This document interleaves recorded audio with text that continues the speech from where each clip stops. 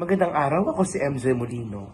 At ang tatalakayin natin ngayon ay ang Marcos, Kabanata 4, talata 26 hanggang 34. Tulad ng isang buto na ibinaon sa lupa, tayo ay lumaki at habang tayo ay lumalaki, tayo ay naging mayabong, matangkad, malakas at matibay. Ang lahat ng mga bagay na nakikita natin ay ang regalo mula sa itaas.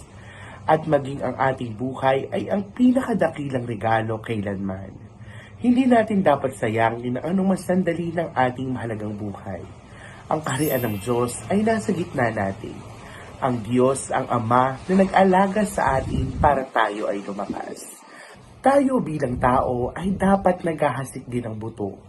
Buto na kung saan nagre-representa ng salita ng Diyos.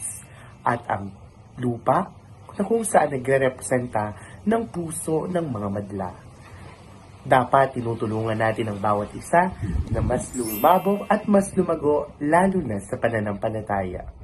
Muli, ako si MJ Molino at inaayayahan ko kayong mag-like, subscribe sa channel ng Facebook PH and visit the www.facebook.ph.